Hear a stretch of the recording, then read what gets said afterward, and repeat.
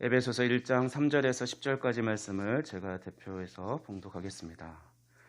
찬송하리로다. 하나님 곧 우리 주 예수 그리스도의 아버지께서 그리스도 안에서 하늘에 속한 모든 신령한 복을 우리에게 주시되 곧 창세전에 그리스도 안에서 우리를 택하사 우리로 사랑 안에서 그 앞에 거룩하고 흠이 없게 하시려고 그 기쁘신 뜻대로 우리를 예정하사 예수 그리스도로 말미암아 자기의 아들들이 되게 하셨으니 이는 그가 사랑하시는 자 안에서 우리에게 거저 주시는 바 그의 은혜의 영광을 찬송하게 하려는 것이라. 우리는 그리스도 안에서 그의 은혜의 풍성함을 따라 그의 피로 말미암아 속량 곧 죄사함을 받았느니라. 이는 그가 모든 지혜와 총명을 우리에게 넘치게 하사 그 뜻의 비밀을 우리에게 알리신 것이요 그의 기뻐하심을 따라 그리스도 안에서 때가 찬 경륜을 위하여 예정하신 것이니 하늘에 있는 것이나 땅에 있는 것이 다 그리스도 안에서 통일되게 하려 하심이라. 아멘. 이 시간에는 하나님께서 주신 신령한 복이라는 제목으로 함께 은혜를 나누고자 합니다. 우리가 어렸을 때 부모님께 우리 출생의 비밀을 어떻게 태어났는지를 물어보면 어른들은 대답하기 곤란해서 그런 것도 있고 또 순진하고 어린 아이들을 좀 놀리려는 마음에서 다리 밑에서 주웠다라고 말씀하시곤 했습니다.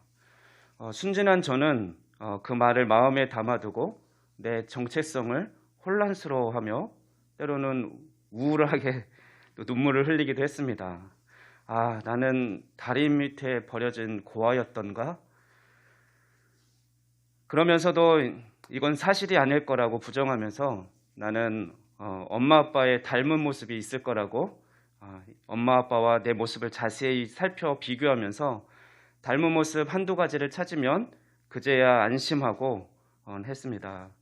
그러다가 가끔 길에서나 신문에서나 실종자를 찾는 전단지나 플래카드에서 저와 이름이 똑같고 또 출생 연도가 비슷한 사람을 찾는 것을 발견하면 혹시 나를 잃어버린 부모님께서 나를 찾고 있는 것은 아닌가 또다시 혼란스러워지기도 했습니다. 가장 최근에는 작년에 제가 사는 아파트 주변의 사거리에 큰 사거리에 플래카드가 붙여 있었는데 거기에 어릴 적 모습 사진과 김만호 생년월일도 비슷한 겁니다. 그래서 또다시 저는 잠시 제 정체성을 의심해보는 시간을 가졌습니다. 여러분 가끔 드라마를 보다 보면 되게 조금 소위 우리말로 찌질하게 그렇게 좀 열악하고 보잘것없이 살아가던 어떤 주인공이 그의 출생 비밀이 밝혀지면서 그가 큰 그룹의 회장님의 자녀였다라는 것. 그래서 상속자로 그렇게 반전이 일어나는 드라마를 보면서 좀 즐거워하곤 하는데요. 저는 가끔 그런 드라마를 볼 때 그 주인공의 삶에 제 삶을 투사해서 나도 언젠가 회장님이 내 아버지로 딱 나타나서 내 인생이 역전되면 얼마나 좋을까 이런 생각을 가끔씩 꿈꾸곤 했었습니다. 그런데 사실 우리는 그런 그룹 회장보다도 훨씬 더 높고 위대하신 만왕의 왕 하나님의 아들입니다. 이보다 더 귀한 가문이며 가문이 어디 있으면 또 영광이 어디 있겠습니까? 따라서 우리는 이 엄청난 축복을 받은 자임을 날마다 자랑스럽게 여기고 날마다 감사하면서 하루하루를 살아가야 할 것입니다. 이 놀라운 사실을 잊지 않고 살았는데 가끔씩 잊어버리기 때문에 우리 이렇게 하면 어떨까요? 아침에 일어나서 이제 씻고 거울을 볼 때 이렇게 선포하십시오. 나는 만왕의 왕이신 하나님의 아들이다. 나는 하나님 나라의 상속자다. 이렇게 선포하면서 하루를 시작하는 겁니다. 사도 바울은 에베소 교회 성도들에게 예수 그리스도로 말미암아 우리가 하나님의 자녀라는 그런 새로운 존재가 되었음을 깨닫게 하고 또 그 새로운 신분에 맞는 삶을 살아가게 하려고 에베소서를 기록했습니다.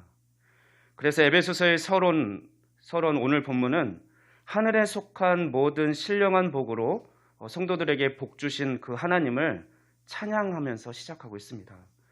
3절 말씀을 보면 바울은 하나님께서 우리에게 그리스도 안에서 하늘에 속한 모든 신령한 복을 우리에게 주셨다면서 그런 벅찬 감격으로 하나님을 찬양하고 있습니다. 찬양의 대상은 하나님, 곧 우리 주 예수 그리스도의 아버지이고 또 예수 그리스도는 우리의 주님이십니다. 바울이 성부 하나님을 찬송하는 이유는 하나님께서 바로 하늘에 속한 모든 신령한 복을 우리에게 주셨기 때문입니다. 그렇다면 하나님께서 성도들에게 주신 하늘에 속한 모든 신령한 복은 무엇이겠습니까? 신령한이라고 번역한 헬라어 형용사 푸뉴마티코스는 성령께 속한 이런 의미입니다. 그래서 따라서 신령한 복이란 어떤 물질적인 그런 복이 아니라 성령께 속한 것이고 성령을 통해서 주시는 것을 의미합니다. 물론 이 복은 우리에게 주시는 그 복을 주시는 주체는 성부 하나님이십니다. 성부 하나님께서는 그리스도 안에서 또 성령을 통해서 이 복을 우리에게 주십니다. 즉 결론적으로는 그 하나님께서 주시는 신령한 복은 삼위일체 하나님께서 주시는 것이 되는 것이죠. 또 신령한 복은 하늘의 영역에 속한 것입니다. 하늘의 영역이란 어떤 공간적인 그냥 단순히 스카이를 의미하는 게 아니라 영적인 존재들이 실제하는 그런 보이지 않는 세계를 의미합니다. 이 세계는 영적 존재인 정사들과 권세들이 계속 활동하는 곳이고 그리스도께서 승천하셔서 만물을 통치하시는 곳입니다. 하나님께서는 허물과 죄로 죽은 우리를 그리스도와 함께 살리셨고 그리스도와 함께 이 하늘의 영역에 또 우리를 장차 앉혀주실 것입니다. 따라서 부활의 생명을 얻은 성도는 육신적으로는 아직 이 땅의 영역에서 살고 있지만 영적으로는 하늘의 영역에 속한 존재들로서 하늘에 속한 모든 신령한 복을 받아 누릴 수 있는 존재가 된 것입니다.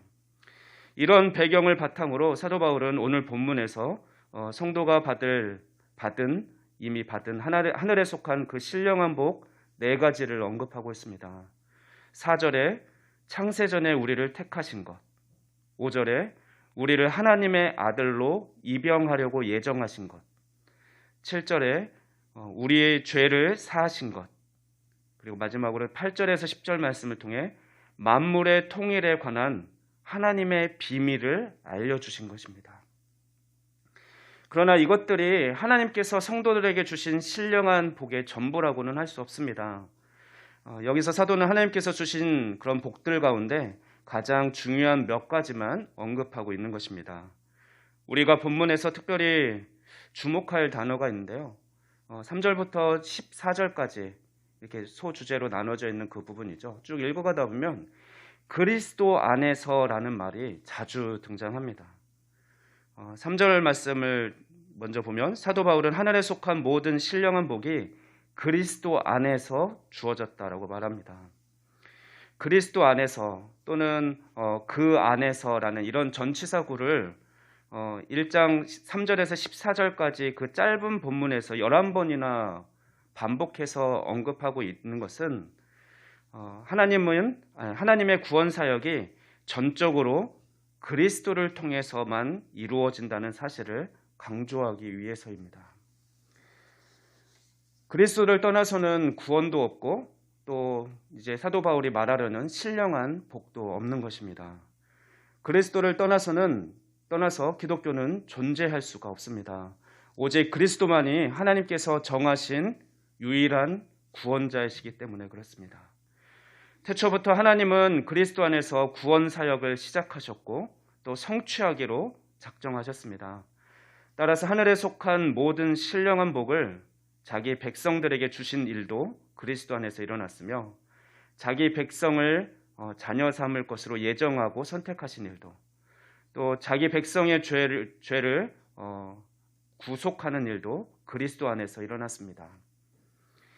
그뿐 아니라 하나님께서 당신의 비밀을 알려주신 일도 그리스도 안에서 일어났으며 만물을 통일하는 일도 그리스도 안에서 일어나는 것입니다. 그러면 이제 그리스도 안에서 하나님께서 주신 그 신령한 복 4가지를 한 가지씩 살펴보도록 하겠습니다. 첫 번째 신령한 복은 4절 말씀에 창세전에 하나님께서 우리를 선택하신 것입니다.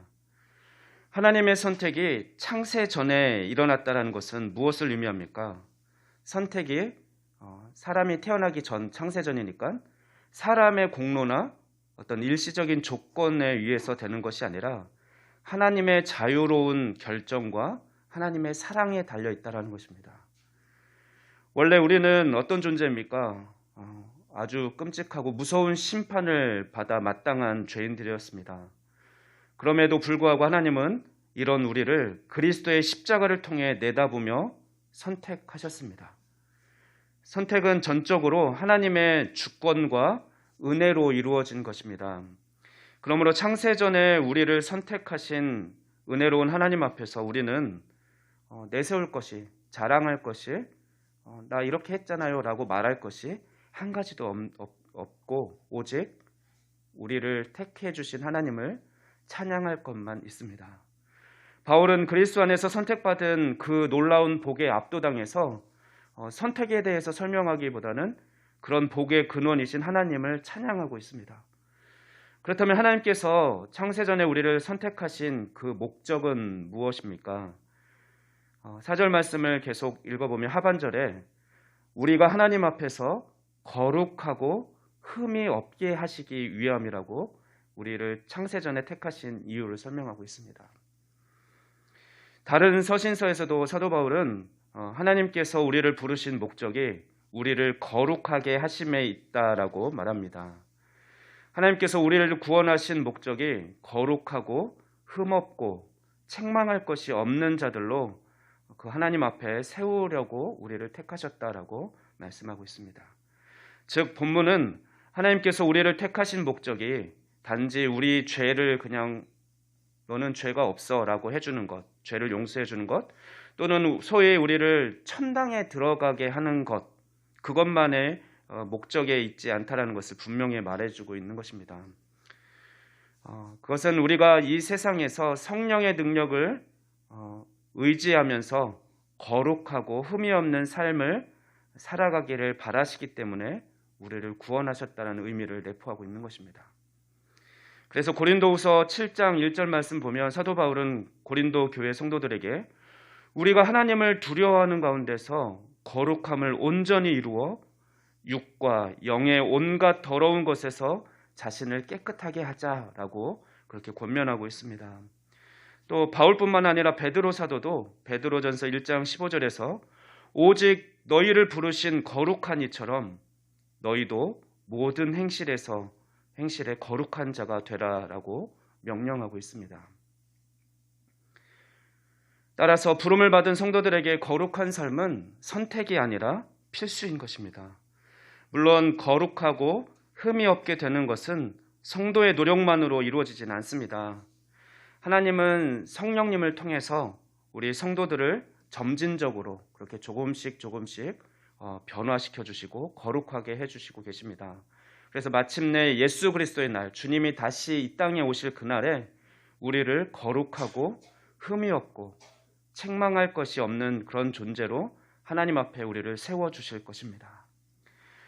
하늘에 속한 신령한 복 두 번째는 5절 말씀에 있습니다. 5절 말씀 보면 하나님께서 우리를 하나님의 아들로 입양하려고 예정하신 것이 신령한 복이다라고 말씀하고 있습니다.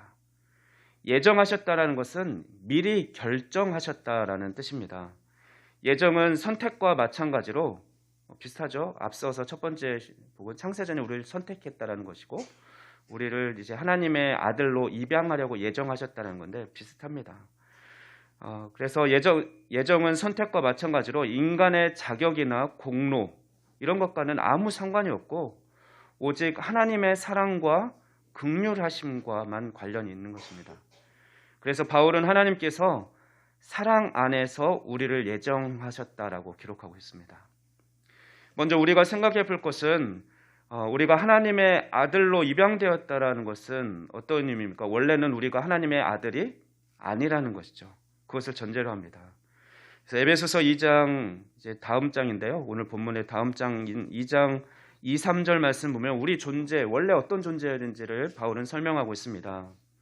우리는 본래 불순종의 아들들이었다. 2절에서 말하고 있고, 또 3절에서는 우리 진노의 자녀였다. 하나님의 자녀가 아니라 원래 본질상 진노의 자녀였다라고 그렇게 우리의 정체성을 설명해주고 있습니다. 그런데 이런 우리를 하나님께서는 예수 그리스도를 통해 하나님의 아들로 그렇게 데려오셨다, 입양해 주셨다, 그렇게 하기로 미리 정하셨다라고 말씀해 주고 있습니다. 이것이 우리에게 허락한 놀라운 신령한, 하늘에 속한 신령한 복이라고 말하고 있습니다. 그리고 하나님의 아들로 받아들여진 사람은 아들의 법적 신분을 소유하게 되고 아들의 특권을 누리게 됩니다. 로마법에 의하면 양자가 되면 과거에 어떤 빚을 지고 있더라도 모두 다 탕감을 받게 되고, 이전의 모든 상태, 그런 노예든 어떤 신분이었든 그런 상태에서 벗어나게 되어서 그 양자로 부름을 받은 그 가족의 일원이 되고 새로운 삶을 시작하게 된다고 그렇게 로마법에 규정하고 있습니다. 그래서 양자로 받아들여진 아이는 새 아버지와 부자 관계를 맺게 되고, 따라서 새 아버지의 아들이 되면서 동시에 원래 자녀가 있었다라면 그 아들과 동일한 상속자의 자격과 권리를 부여받게 됩니다. 차별이 없이 동일한 상속자로 인정받는다는 것입니다. 그렇게 하나님은 우리를 예수님과 동일하게 우리를 그런 상속자로 우리를 입양해 주셨다는 것입니다. 그리고 하나님께서 우리를 하나님의 아들로 입양하시려는 그 예정은 예수 그리스도로 말미암아 실현되었습니다. 그리스도는 우리를 위해 자신을 하나님께 제물로 드리셨고, 십자가로 하나님과 우리 사이의 적대감을 제거하셨고, 간격을 좁혀주셨고, 우리를 하나님과 화목하게 하셨습니다. 그 결과 누구든지 그리스도를 믿으면 하나님의 자녀가 되는 권세를 얻게 되었다고 요한복음 1장 12절은 말하고 있습니다. 과거에 하나님의 자녀가 아니던 사람들이 이제는 그리스도 예수 안에서 하나님의 자녀로 받아들여집니다. 예수 그리스도만이 하나님의 아들이며 또 하나님을 아빠, 아버지라고 부를 수 있었는데, 이제는 우리들도 하나님의 아들로 입양되었기에 예수님과 동일하게 하나님을 아빠, 아버지라고 부를 수 있게 되었습니다. 예수 그리스도의 아버지가 우리의 아버지가 되셨고, 우리는 그의 사랑을 입은 자녀가 된 것입니다. 그러므로 우리는 언제든지 아버지 되신 하나님께 당당하게 나아갈 수 있는 것입니다. 그뿐 아니라 우리는 하나님을 통해 유업을 이을 자, 곧 하나님께서 정하신 상속자로서 그리스도와 함께 모든 영광을 받아 누리게 될 것입니다. 그리고 이어지는 6절 말씀을 보면 사도 바울은 하나님께서 우리를 선택하시고 예정하신 그 궁극적인 목적이 우리가 하나님의 은혜의 영광을 찬송하게 하려는 데 있다라고 말하고 있습니다. 따라서 하나님의 택하심과 또 양자로 예정받은 우리는, 하나님의 자녀된 우리는 그 엄청난 은혜를 날마다 찬양하며 하나님께 영광 돌리는 삶을 살아야 할 것입니다. 이제 신령한 복 세 번째는 7절 말씀에 나와 있습니다. 우리가 그리스도의 피를 통해 구속, 곧 죄사함을 받은 것이 신령한 복이라고 말하고 있습니다. 구속이라고 번역한 헬라 단어 아폴리티로시스는 본래 몸값을 지불하고 전쟁 포로나 노예를 해방하는 것을 뜻합니다. 그래서 구약시대의 노예를 해방하며 자유롭게 하려면 몸값을 지불했어야 하는데 이것을 속전 또는 대속물이라고 합니다. 에베소서 본문에서 성도의 구속은 그리스도의 피, 즉 그분의 희생적인 죽음을 통해서 이루어집니다. 그리스도의 죽음은 죄인들을 구속하기 위해 지불한 값이고 또 따라서 구속을 얻는 수단이 됩니다. 즉 구속이란 그리스도께서 자기 목숨을 대속물로 내준 결과로 이루어지는 그런 죄에서의 해방입니다. 죄사함은 죄에 대한 심판을 영원히 무효로 만드는 것입니다. 그래서 언제나 우리 죄를 면해주는 거죠. 언제든지 우리가 심판대 앞에 서게 되더라도 김만호, 예수 그리스도의 피를 통해서 새로운 존재가 된 김만호는 죄가 없어. 예수 그리스도를 옷 입었기 때문에 가리워지는 거죠. 그래서 이것을 칭의라고 하는데 우리는 그런 법적인 용어 칭의를 통해서 언제든지 심판대에 언제 서더라도 죄가 없다라고 선언되는 그런 존재가 된 것입니다. 자신이 죄인이라는 것, 그리고 죄인으로서 하나님의 심판을 피할 수 없는 존재였다라는, 그러니까 내 죄가 얼마나 큰지를 깨닫는 사람은 우리가 그 구속의 은혜도 크게 누리게 됩니다. 그래서 사도 바울은 죄사함을 받은 그 감격을 숨기지 못하고 7절 말씀에서 이렇게 고백하고 있습니다. 하나님께서 우리에게 은혜의 풍성함을 넘치게 주셨다라고 그렇게 고백하고 있습니다. 우리를 죄의 속박에서 구속해 주시고 죄를 용서하신 하나님의 무한한 은혜에 압도당한 바울의 심정이 그대로 드러난 것입니다. 하나님의 은혜의 풍성함, 즉 놀라운 은혜는 자기 아들을 아끼지 아니하시고 우리를 위하여 내주시고 십자가에 죽게 하심으로 우리를 구속하신 하나님의 희생적인 사랑입니다. 불순종의 아들이며 진노의 자식이었던 우리를 구속하기 위해서 그 값을 지불하기 위해서 사랑하는 자기 아들을 내주신 것만큼 더 큰 사랑의 증거가 어디 있겠습니까? 아마 자녀가 있는 분은 입장을 그렇게 바꿔 생각하면 내 원수 같은 진짜 미워하고 진짜 보기도 싫고 그런 어떤 원수의 자녀를 구원해내기 위해서 자유롭게 하기 위해서 내 아들을 대신 죽인다? 내 아들과 바꾼다? 우리는 상상할 수도 없죠. 하지만 그 엄청난 일을 하나님께서 하셨습니다.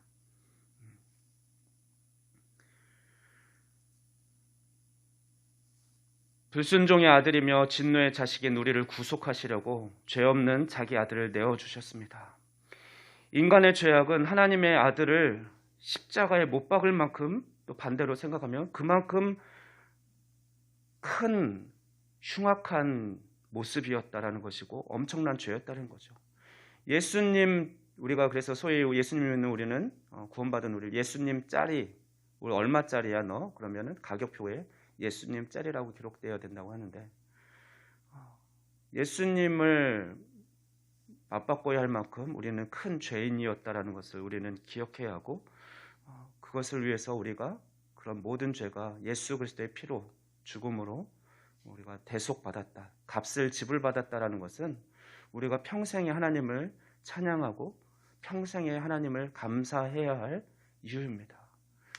우리가 기도하는 대로 때로는 응답받지 않는다 해서 우리가 결코 하나님을 원망하거나 서운하게 할 그런 것이 아닙니다. 우리는 이보다 더 큰 사랑을, 은혜를 어떻게 받겠습니까? 이제 마지막으로 8절에서 10절 말씀에서 바울이 언급하는 네 번째 신령한 복을 살펴보겠습니다.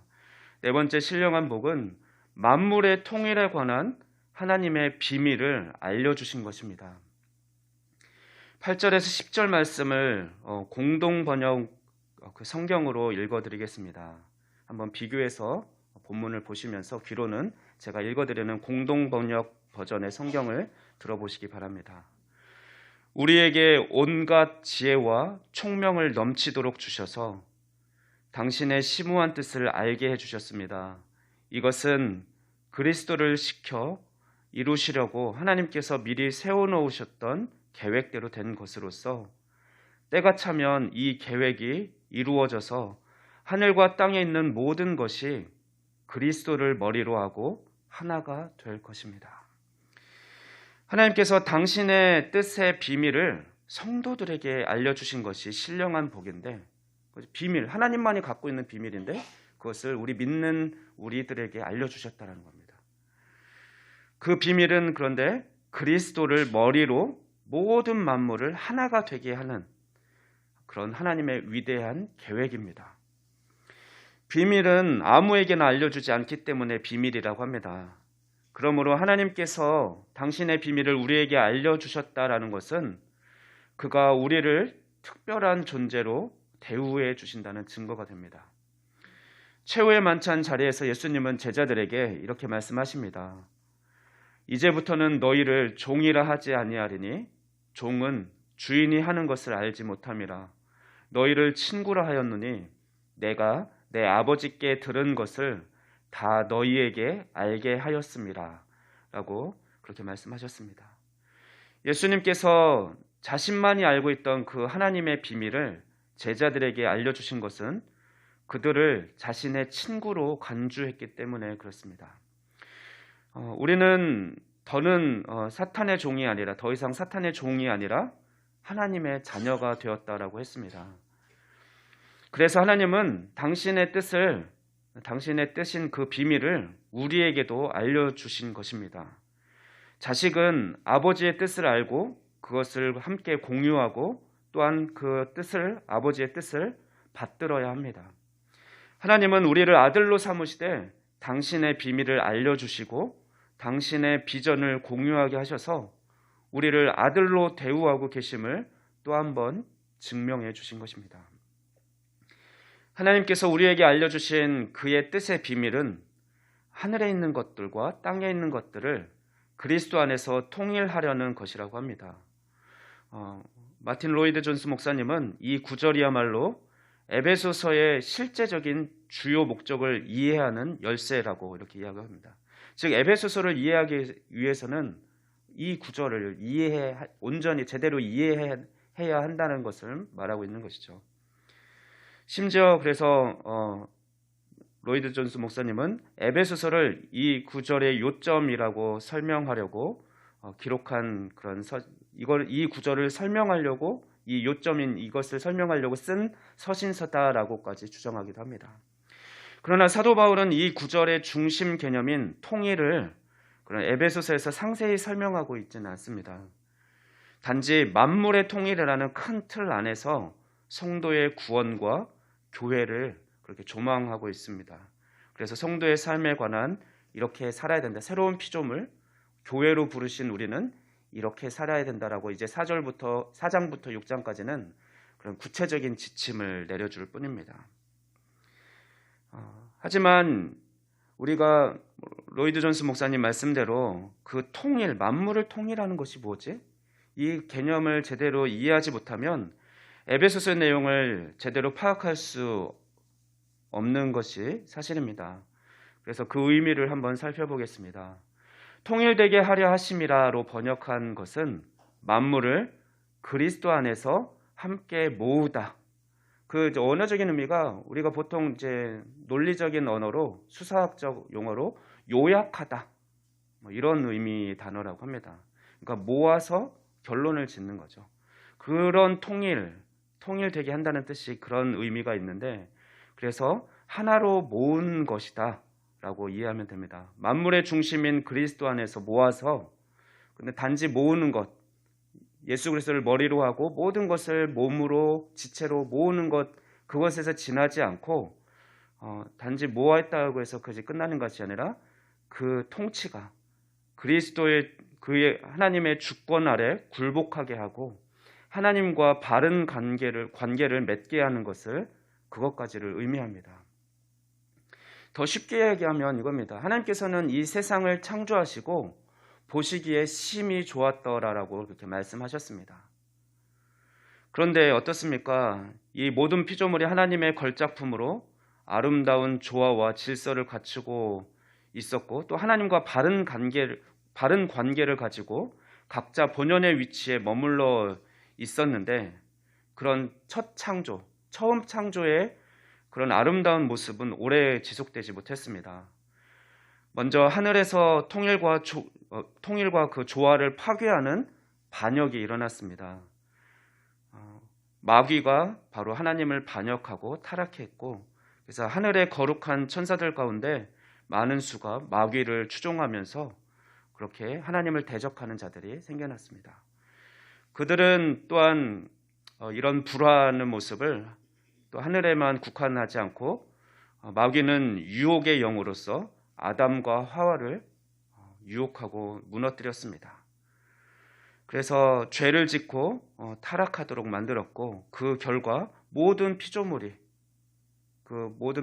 대표하는 아담이 범죄함으로 말미암아 모든 피조물이 하나님과의 관계가 깨어지고 죄악의 상태에 놓이게 된 것입니다. 그러나 하나님은 당신이 창조하신 이 우주 만물을 그냥 타락한 상태로 내버려 두지 않으셨습니다. 그래서 다시 회복하고 새롭게 하실 계획을 그때부터 이미 가지고 계셨고, 그 창세전에 우리를, 그래서 첫 번째 복이 그거죠. 우리를 택하여 주신 것이고, 두 번째는 특별히 택하시되 하나님의 아들로 입양하기로 예정하셨다는 것입니다. 그리고 실제로 예수 그리스도 통해 우리의 죄의 모든 문제, 그 어그러진 모든 것을 다 회복시켜 주셨다라고, 그것이 세 번째 신령한 복이고, 거기서 끝나는 것이 아니라, 나만 회복해 주고 끝나는 것이 아니라 먼저 부르심을 받은 우리 교회를 통해서, 나를 통해서 온 세계, 여기에는 자연까지 포함합니다. 온 우주 만물을 원래 창조하셨을 때 보기 좋았더라고, 심히 보시기에 좋았더라는 그 상태로 회복할 계획을 가지고 계셨습니다. 그렇기 때문에 교회가 우리가 이 땅의 소망이다, 이렇게 이야기하는 이유가 괜히 그냥 소망이다 이렇게 이야기하는 것이 아니라, 이 세상을 회복할 방법으로 하나님께서 교회를 예정하셨기 때문에 그렇습니다. 그 교회로 하나님께서는 우리 한 명 한 명을 불러주신 것입니다. 우리 각자가 세상 가운데 이 땅에서는 육신의 몸을 입고서는 각자 부르신 그곳에서 그런 삶을 살아야 하고, 또 그렇게 각자 살아가면서 하나님 나라가, 하나님의 통치가 그곳에 임할 때 하나님의 나라가 회복되는 것입니다. 교회 학교 어린이들이 그 창조에 대해서 배우면서 지난번에, 오늘도 아마 그 활동을 한다고 들었는데, 줍깅이라고 산책하면서 쓰레기를 줍는 거예요. 하나님이 창조하신 아름다운 지구를 그리스도인된 하나님의 자녀된 우리라도 내가 그거 조금 줍는다고, 쓰레기 줍는다고 얼마나 달라지겠어 하고 그냥 나마저, 하나님의 자녀된 나마저 포기하고 있는 것이 아니라, 우리 어린아이들이 책임감을 가지고, 그래 내가 하나님의 자녀, 이 세상을 회복할 자로 불러주셨는데 당장은 티가 나지 않더라도 나라도 조금씩 하나님이 창조하신 이 세계를, 이 자연을 잘 관리해야지, 그것을 실천하고 있습니다. 그래서 우리 교회도, 저는 우리 교회가 그냥 우리가 하나님의 자녀된 건 다 알고 있잖아요. 기쁘고 감사한 일인데, 그렇다고 해서 우리끼리 모여서 우리는 너무 행복한 사람들이야, 복받은 사람들이야, 이러고 우리들끼리만 좋아할 것이 아니라, 여전히 신음하고 있는 하나님을 알지 못하는 사람들에게 우리는 늘 기회 있는 대로 이 놀라운 사실, 이 놀라운 축복을 우리는 나누어야 되는 것이고요. 두 번째로는 사람들을 구원할 뿐만 아니라 하나님께서 창조하신 이 지구를 최대한 잘 가꾸고 관리하는 데도 우리 교회가 앞장서야 할 것입니다. 그래서 전에 이제 얼핏 한번 말씀드렸는데, 그래서 주보 인쇄하는 것도 제 목표는 이제 올해 안에 절반으로 좀 줄이는 것입니다. 그래서 휴대폰으로 이렇게 진동을 해놓고 이미지로 제가 올려드리니까, 그것으로 볼 수 있는 분은 주보를 받아가지 마시고 그 이제 휴대폰 그 전화 벨만 울리지 않게 해놓으신 다음에 그 화면을 켜놓고 순서를 따라가도 되고, 그리고 앞에 사회자가 사실은 다 안내해주기 때문에 귀만 쫑긋하고 잘 들으시면 사실 순서지가 없어도 예배 드리는데 문제가 되지는 않습니다. 그래서 우리가 인쇄용지, 지금 사놓은 것은 이제 어쨌든 이제 소모를 하고 쓰긴 할 건데, 그 추가로 구입하지는 않겠습니다. 그리고 일회용품, 뒤에 종이컵 이런 것도 될 수 있으면 쓰지 마시고 집에서 텀블러나 이제 가지고 다니시는 분들 계신데요. 자신이 마실 물 그렇게 가지고 다니면서 컵 대신에 텀블러 가지고 다니면서 따뜻한 물도 마시고, 그렇게 하면 나라도 일회용품을 줄이면 그래도 그만큼 덜 사게 되고, 덜 사니까 기업도 일회용품을 덜 만들게 되겠죠. 그래서 우리가 이런 하나님의 창조 질서를 회복하는 그런 아주 중요한 존재로 부르심을 받았다는 사실을 기억하고, 또 그 비밀을 우리에게 맡기셨다라는 것을 기억하고, 작은 부분에서부터 우리가 함께 고민하면서, 당장 쉽진 않지만 조금씩 함께 노력해 가면 좋겠습니다. 특별히 우리 교회에서는 정진화 지사님과 정주리 지사님이 아주 열심히 실천하고 있습니다. 그래서 어떻게 하는지 잘 보면서 따라가면 될 겁니다. 하나님께서 만물을 창조하신 뒤에 지으신 모든 것이 보시기에 심히 좋았다라고 말씀하셨는데, 이것은 모든 피조물이 하나님의 걸작품으로 아름다움과 조화, 질서를 갖추고 있었음을 뜻할 뿐만 아니라 하나님과 바른 관계를 가지고 각자의 본연의 위치에 머물러 있었음을 뜻합니다. 그러나 첫 창조의 통일과 조화가 오래 지속되지 못하고 그런 사탄에 의해서 깨어졌고, 그래서 이렇게 첫 창조의 조화와 아름다움이 완전히 사라지고 말았다고 했습니다. 그러나 하나님은 당신이 창조하신 우주 만물을 타락한 상태로 내버려 두지 않으시고 다시 회복하셔서 새롭게 하실 것, 새 창조를 계획하셨습니다. 에베소서에서는 사도 바울은 에베소서에서 이것을 그리스도 안에서 이루어지는 만물의 통일이라는 개념으로 표현하고 있는 것입니다. 다시 말해서 만물의 통일이란 죄와 타락으로 분열한 그런 무질서하고 혼돈에 빠진 그런 만물을 그리스도의 주권 아래에 모아서 완전한 질서와 조화, 아름다운 상태로 회복하는 그런 종말적이며 우주적인 구원을 가리킵니다. 이것은 하나님께서 창조하신 우주 만물에 대한 하나님 자신의 위대한 큰 계획이고 비전인 것입니다. 그리고 이 놀라운 계획과 비전을 우리에게도 알려주셨고, 그 위대한 일을 함께 이루어가기 위해서 우리를 먼저 택하여 자녀로 불러주신 것입니다. 그리스도 안에서 통일되는 대상은 하늘에 있는 것과 땅에 있는 것들, 즉 만물입니다. 만물은 영적인 존재들과 사람들뿐만 아니라 동물과 식물, 하늘과 땅을 포함한 모든 피조 세계를 가리킵니다. 그러나 에베소서에서 바울은 하늘에 있는 영적 존재들과 땅의 유대인들과 이방인들에게 초점을 맞추고 있습니다. 그러게 다른 부분은 자세히 언급하지 않고 이어지는 본문에서 살펴보면 유대인과 이방인, 이들은 둘은 마치 물과 기름처럼 섞일 수 없는 존재였습니다. 유대인들은 우리 유대인들만 하나님의 택한 자녀, 구원받은 자녀라고 굳게 믿었고, 이방인들은 그래서 마치 벌레 취급, 더러운 똥 취급하듯이 부정하게 여겼고, 함께 식사도 하지 않으려고, 함께 말도 섞지 않으려고 했던 게 유대인과 이방인의 관계입니다. 근데 하나님께서는 예수 그리스도의 십자가를 통해서 그 막힌 담을 허물어 주셨고, 특별히 바울을 통해서 이방인의 사도로 세우셔서 구원이 유대인에게만 있는 것이 아니라 세상 모든 사람들, 이방인들에게도 차별이 없이 이루어지는 것임을 증명해 보여주고, 그 사역을 계속해 나가게 하신 것입니다. 만물의 통일은 이미 시작되었습니다. 그러나 아직 완성되지는 않았습니다. 마귀와 악한 영들은 그리스도의 십자가로 이미 패배했지만 아직 공중의 권세 잡은 그런 불순종의 아들들 가운데서 그들이 여전히 활동하고 있습니다. 그래서 그리스도인들은 하나님의 전신갑주를 입고 하늘에 있는 악한 영들과 그 영적 싸움을 계속해 나가야 합니다.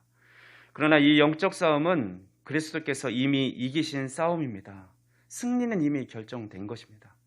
따라서 그리스도 안에서 시작된 이 만물의 통일은 다시 오시는 그리스도께서 또한 결국 완전한 승리로 마무리를 해 주실 것입니다. 이제 말씀을 정리합니다.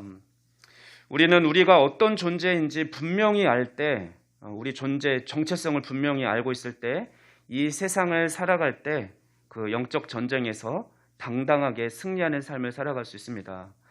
사도 바울은 에베소서를 시작하면서 우리 성도들이 하늘에 속한 신령한 복을 받은 자임을 선포하고 있습니다. 그 신령한 복 네 가지는 하나님께서 창세전에 우리를 선택하신 것, 그리고 우리를 하나님의 아들로 입양하려고 예정하신 것, 그리고 우리의 죄를 사해 주신 것, 그리고 만물의 통일에 관해서 그런 하나님의 비밀을 우리에게 알려주신 것이라고 이야기하고 있습니다. 그렇습니다. 우리는 이미 엄청난 복을 받은 자들입니다. 이 네 가지 복에 더 추가로 필요한 복이 뭐가 있겠습니까? 그러므로 이제 우리는 우리가 얼마나 귀한 존재인지 우리의 정체성을 분명히 기억하고 날마다 감사와 또 기쁨의 찬양을 올려드리는 삶을 살아가면 되는 것입니다. 그리고 우리를 부르신 그 목적대로 하나님의 자녀답게 거룩한 삶, 구별된 삶을 살아가길 주님의 이름으로 축원합니다. 기도하겠습니다. 참 좋은 아버지 하나님, 감사합니다. 우리를 향한 놀라운 사랑을 예수 그리스도를 통해 증명해 보이시고 우리를 하나님의 아들로 삼아 주셔서 우리를 상속자로 불러주신 하나님 감사합니다. 또한 우리가 하나님의 자녀 상속자가 되었으니 거룩한 삶을 살아가게 하시고 또 만물을 그리스도를 머리로 온전히 새롭게 하시려는 그 하나님의 위대한 뜻을 우리를 통해 이루어 주시옵소서. 하나님의 풍성한 은혜에 감사드리며 이 모든 말씀 우리 주 예수 그리스도의 이름으로 기도하옵나이다. 아멘.